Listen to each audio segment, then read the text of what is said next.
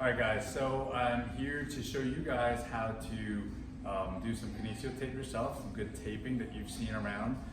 So if you get 3 strips of tape, this is great for shoulder pain when they're kind of moving the arm, that impingement that you always hear about, right? Or even if you have some kind of pain, even just while you're trying to push or exert any pressure, okay?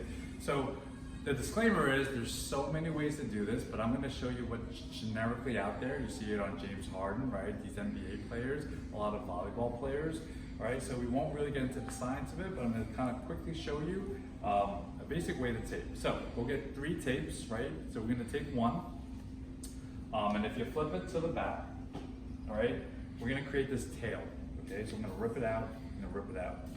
So the first thing I'm going to do with the tail is I'm going to just grab my shoulder, or his shoulder in this case. I'm going to follow that collarbone, okay? So follow your collarbone all the way out to the end of the bone, right? So that's going to be kind of my placement of the tape.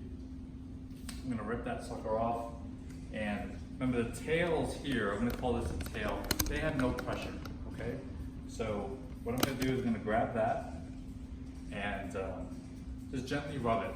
And what I'm doing by rubbing it is just really making that tape sticky, right? Really allow it to bind, okay? So that second pull that I got, I'm gonna pull this. If I pulled it at 100%, it can't go anymore. I'm really just gonna get it at 20. So whatever you feel 20% is, I'm gonna follow that tape and then just roll it right off, okay? So go ahead, just turn a little bit and you can see. That tape's a little long, but you just want about 20%. And then just have that tail just kind of really stay on, all right? Good. All right, we're gonna take our other 2 tapes real quick. Same thing, create the tail. 2 tails. I'm gonna show off that logo, right? So I'm gonna basically follow that nice little deltoid, that little teardrop here. So I'm gonna take the first part of the tape, or my tail, okay? And I'm basically gonna follow that shoulder. So go ahead and sit up nice and tall.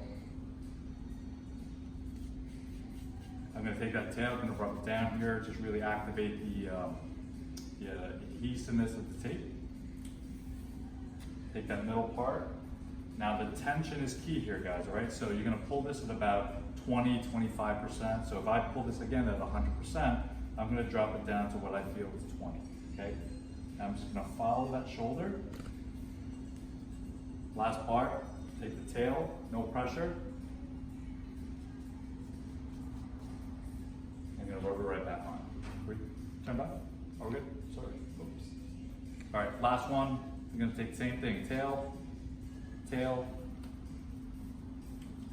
Get rid of it. And I'm going to just follow that on the other side. So I need some skin. I'm going to go ahead and grab that skin. Nice little rub.